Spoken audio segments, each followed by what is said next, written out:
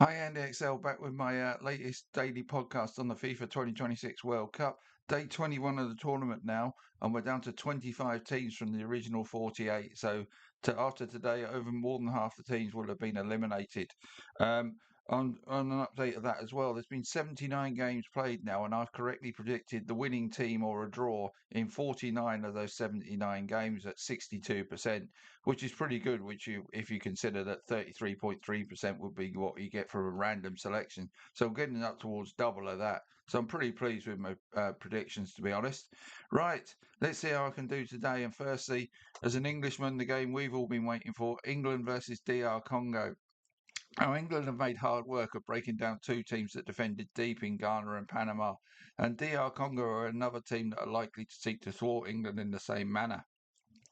They've had just 25% attacking possession against Portugal, 32% against Colombia, and barely over 50% against the poor Uzbeki team. So the Congolese have generally conceded possession and territory to their opposition. If you look at the same stat for England, they were 48% against Croatia, which was slightly more than Croatians, 72% against Ghana, and 57% against Panama. So we should probably expect somewhere between the 57 and 72% mark for England in this game. So the pattern of this game is seemingly set.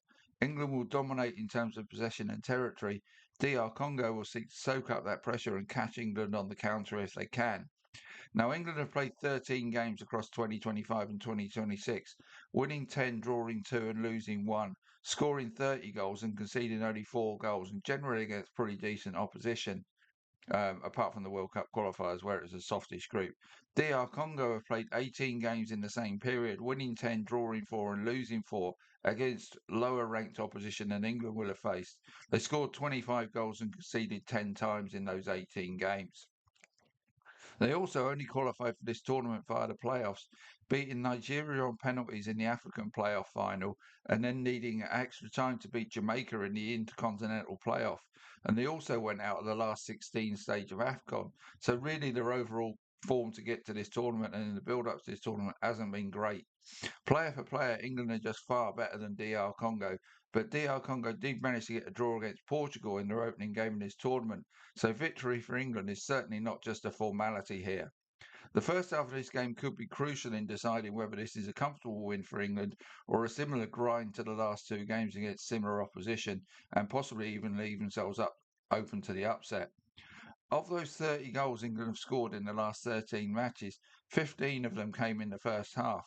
But more recently, just 4 of their last 12 have come in the first half. So I really think England need to be bold and brave and go for first half goals to make this game a comfortable passage to the last 16.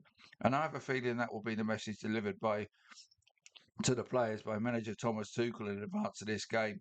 I mean, that was pretty much the message he delivered at halftime in the Croatia game, and look what that did. It's basically a message of take the handbrake off, guys, go for it, and you're going to win. And I think that's the message that should and could be delivered here. So the English, on the backside of that, the English defence has to be trusted to contain any countering attack or threat from DR Congo. But that might not be too difficult because DR Congo have only scored more than one goal in a game, two against Bermuda, once in their last 8 games, and have failed to score in half of those games. If I'm right, England could go a goal or two up in the first half. Then DR Congo will be forced to come out more, leaving gaps for England's high quality player to exploit.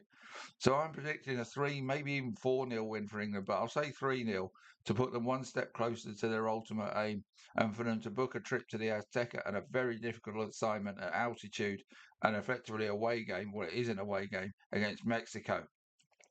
So that's the England game done and dusted. Then we'll move on to Belgium versus Senegal. Both teams emerged from poor results to start the competition to record good wins in their final group games. Belgium shared the spoils with Egypt in their opening game, but it was the goalless draw with Iran that put them under pressure for their final group game. But they responded well to that pressure to rout New Zealand and record no fewer than 35 shots in that game, 10 of them being on target.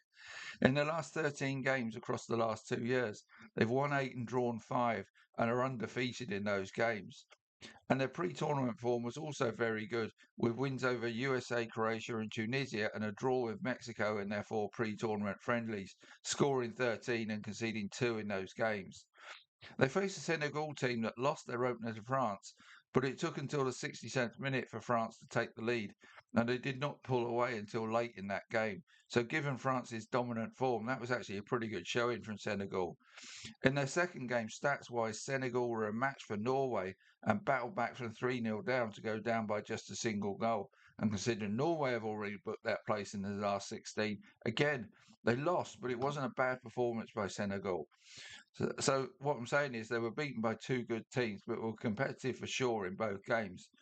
So that left them going into their final group game, needing a big win to reach this stage as the best third place team on 3 points. They did the business, winning 5-0 against Iraq, who did have a men sent off early in the game to make Senegal's task that bit easier. But that was a break they deserved given the tough opposition they faced in their first two games. What I'm saying is I do not view Senegal as the worst of the third place qualifiers, as they came out of a tough group where others had easier opponents to cope with than Senegal did in their group.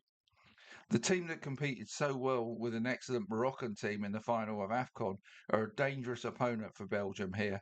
The midfield could be the key battleground in this game, and I actually believe Senegal have the edge in that area over the Belgians. It is just whether they can turn any edge in that area into goals. I think this is going to be a really close game, and we'll say it will end 2-2 after 90 minutes, and then I'm going to take Senegal to nick it in extra time to cause a bit of an upset today. So the final game of the day is going to be the USA versus Bosnia and Herzegovina. The winner of this game will play the winner of the previous game, i.e. Senegal and Belgium, in the round of 16. So can the USA make it 3 out of 3 for the host nations, winning their round of 32 matches? Now, they were very good in their opening game, demolition of Paraguay, and good in bettering Australia by 2-0 in their second game. They lost their third game to Turkey, but did so with their backup start in this game, and that was against a Turkish team that had played much better than their previous losses suggested they had. Bosnia and Herzegovina presents similar level opposition to Paraguay and Australia for the US, so we should probably preview the USA's prospects in this game by looking at their first two games of the tournament with their starters than a loss with the backups. Bosnia and Herzegovina got a draw against Canada in their opening game, but was largely outplayed. But then they held out against the Swiss until the final quarter of the game when the Swiss put four past them to win comfortably. That left Bosnia and Herzegovina needing a win to get to 4 points in the group and qualify, and they did by winning 3-1 and were just about the better side against the Qatar team, slightly flattered by the 3-1 scoreline. That had been so, but Qatar had been comprehensively outplayed by both Switzerland and Canada, although they did steal a late equaliser against Switzerland. The indications are then that the first choice US team is in much better form than Bosnia and Herzegovina have shown, and with the extra rest they have had, the USA are rightly good favourites to win this game. In terms of pre-tournament form, the US have played 13 games since losing the CONCACAF Gold Cup final to the Mexicans 2-1. In those 10 games, they have won 5, lost 4 and drawn just once. That mixed bag of results came in friendlies and were games when the USA were not able to pick their strongest lineup, which is the key to this game for me. They scored 18 and conceded 16 in those games. So really, once again, it's questionable what sort of guide that gives us to how good the first choice US team is. But we do know they were pretty good in their first two games of this tournament. What about Bosnia and Herzegovina then? They qualified for this tournament having finished runners-up in their group to Austria, then got past Wales and Italy by winning 2 penalty shootouts in the European playoffs. In their 10 games preceding this tournament, they've won 3, drawn 6 and lost 1. So really draw specialists. The 3 wins came against San Marino, Malta and Romania. So the first 2 in particular are really not worthy of mention. You know, wins over San Marino and Malta. Do they really stand up at World Cup finals level? No. And Austria have not looked good so far in this tournament either, the team that topped their qualification group. All of which supports the case that the USA should win this tie. But getting here by winning 2 penalty shootouts, Bosnia and Herzegovina that is, where they converted 8 out of their 10 penalties, shows the USA need to put them away in 90 minutes, or maybe Bosnia and Herzegovina become favourites once it goes to extra time. The USA should have the edge in terms of possession and territory, and with their first choice lineup rested and back in action, I think they should be good enough to take care of business in the 90 minutes, and will predict they do so by a 3-1 scoreline. That's day 21's preview done then. I'll be back with another one tomorrow on day 22, and let's hope England is still in the tournament. See you later. Bye.